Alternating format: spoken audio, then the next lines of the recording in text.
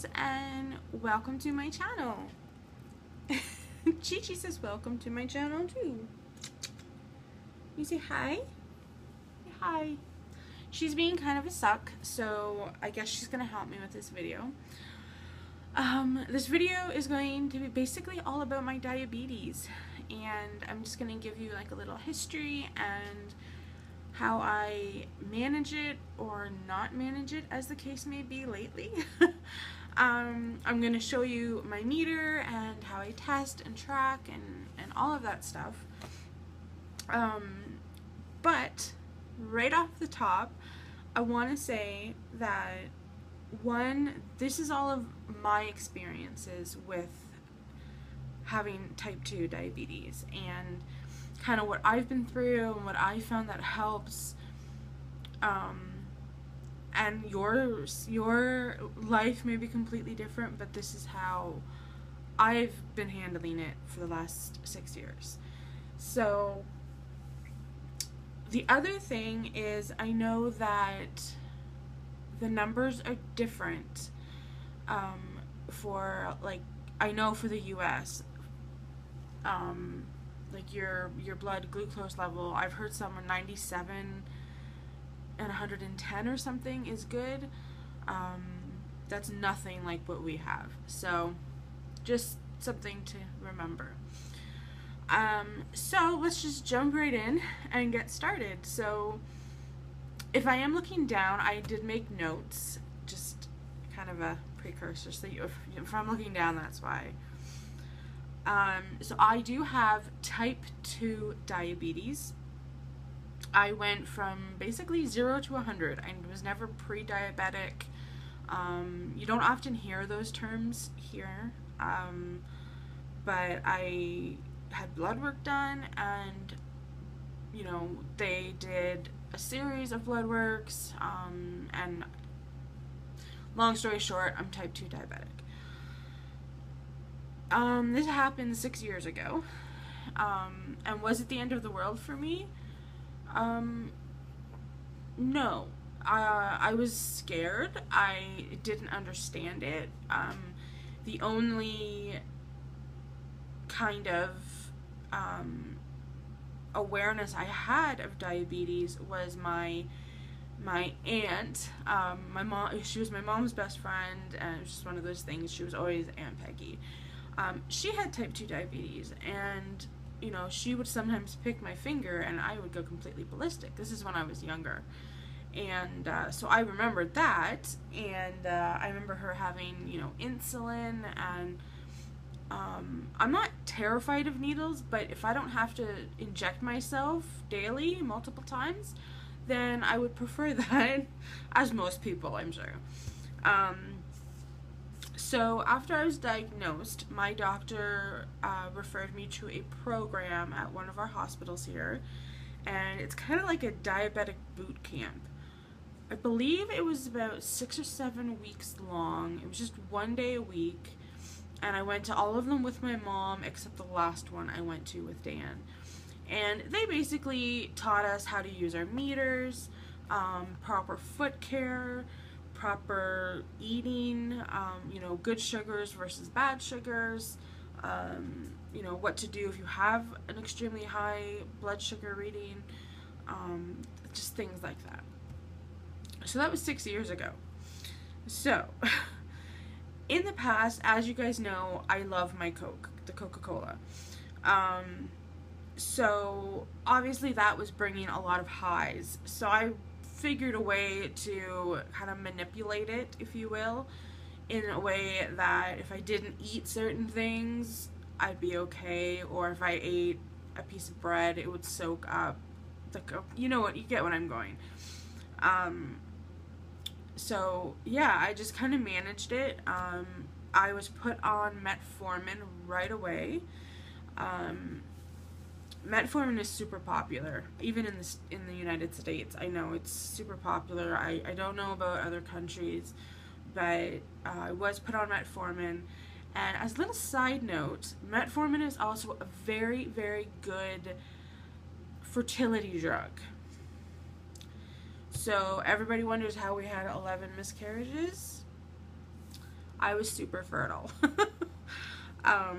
So yeah, I was put on metformin, and I took it in the beginning. I took it once a day, and then eventually I moved up to twice a day. So I'm right now taking 1,000 milligrams, which is 500 milligrams twice a day, and I've been taking that probably for about 5 years. It's been about 5 years. In the past, how I've managed with highs and lows, lows, basically I would always carry mint or rockets in my purse. Now, rockets here are candy, and they're basically your Smarties in the US. We have a different kind of Smarties, but your Smarties we call rockets, and it's basically sugar. So I would keep those in my purse, and you know, I'd pop a few of those, wait, and then I'd be okay. But the best way to bring up my blood sugar was to drink half a can of Coke. So I would tend to keep a can of Coke in my car, in my purse, like if I was at work or something, just in case I had a low. Now, the thing with metformin is it prevents you from having low lows. Your body adjusts to what it's used to, and if you go below that, so if you're used to being at a 7 and you go to like a 4, then you're gonna feel it, and that's when I would take the candy or the half can of Coke or what have you. Highs, it's the complete opposite, and the only thing that I have really found you can do for highs is water. Lots and lots of water. It obviously, water is going to help flush out your system. The only bad part, and I've seen a lot of comments on my videos about metformin giving you diarrhea, and this is going to be TMI, so heads up. But basically what happens is with the metformin, if you do have a high, you can bring it down, but what's going to happen is something called dumping syndrome. And I know this also happens with the gastric bypass surgery. Basically, if you eat too much, it's going to go through your body way too fast, and you're just literally going to dump. So it's water, okay? That's all I'm going to say. But it's bad, and I'm at the point where I can see something and be like, if I eat that, I'm totally gonna be in the bathroom. Like, I just know. And in a way, it's a good thing, because it's gonna prevent you from doing that, because nobody wants to go through that. Like, that's like a whole night wasted in the bathroom, out of the bathroom, drinking water, you know, trying to clean out your system. So, my meter. What meter do I have? Well, I actually just got a brand new one. I use the One Touch Vario Flex. Let's see it there. So this is the original box, obviously. So I'll show you how it comes. Is I carry it in this black case, and I take this pretty much everywhere I go. I test pretty often now. So that's what it looks like on the inside.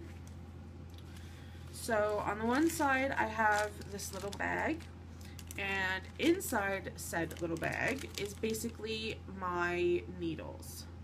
Not needles, but my picks. So I keep those there in the bag, and then in this little net part.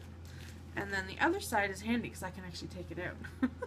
So this holds the strips. This is what I use to actually pick my finger, and then this is my meter. So I'm going to demonstrate and show you kind of how this works. So this is the little container that holds the strips. And the strips are pretty cool, actually. Let me show you them. So this is what the strip looks like. So this part goes into the meter like this, and you see it turns on automatically, and the drip means it's ready for my blood.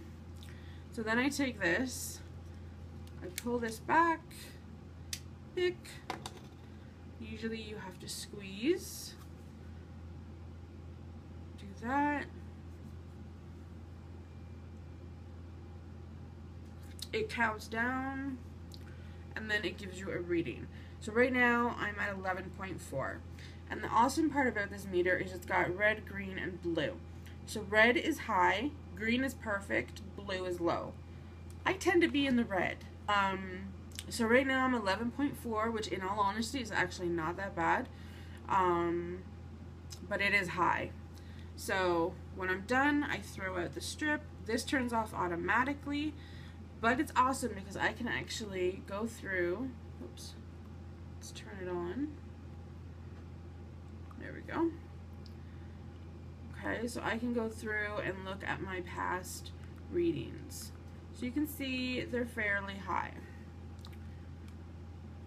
So, put that back, and put this back.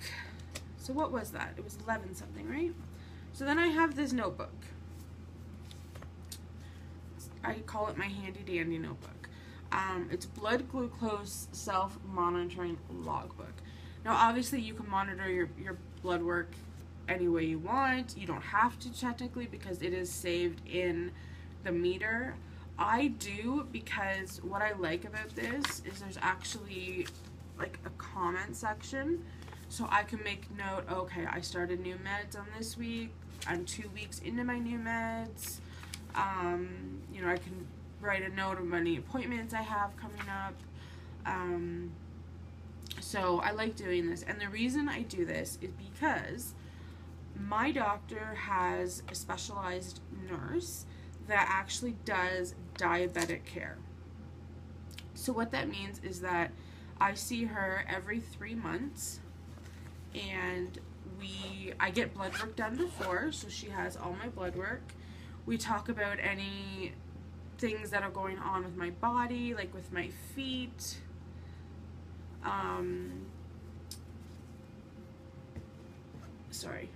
anything with like my feet or my eyes, just anything that might be causing me problems.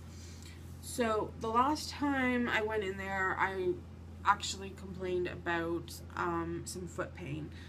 Foot care with diabetes is so important. I can't even tell you. It's just so important. So for me, like, you know, getting pedicures and things like that, it might seem, I don't know what the word is, extravagant, but I actually went on my birthday for my very first pedicure with my sister, and it was awesome. Like, they took care of my feet, they got all the dead skin off of it, and I have pretty toes now. So I think that's actually something I'm probably going to do every few months, just because it helps. It helps keep my feet healthy. So because I was having diabetic foot pain is what they call it, and that is just tingling, numbness, things like that are in your feet, in your toes, and I was having that, so they've put me on a new medication for that, and it's called Lyrica. It's fairly popular. It's very expensive, but I've been on it for a month now, and it's awesome. I have no foot pain. My feet feel really good. So between that and the pedicure, I'm doing good. So I'm sad that I have to be on yet another medication, but hey. So all the medications I'm on metformin, and I'm on Lyrica, like I mentioned. The other medication I am now on is Januvia, and that is supposed to basically enhance the metformin to help bring my blood sugars down to where they should be. And I'm going to be honest with you, they haven't been doing a wonderful job. I could go a whole day eating right, no Coke, and still get a rating of like 18. And a positive rating for us here is anywhere between 5 and say 9, 10. That's kind of where you want to be. 10 is a little bit on the higher side, but 5, 6, 7, 8 is kind of, you know, the zone. whereas I'm in 15 to 20, which is not good. So I'm doing my best because I do not want to go on insulin. Insulin is very expensive here. A lot of drug companies, they only cover a portion of it, or they don't cover like the needles, the injector. It's nuts. So I'm working on that.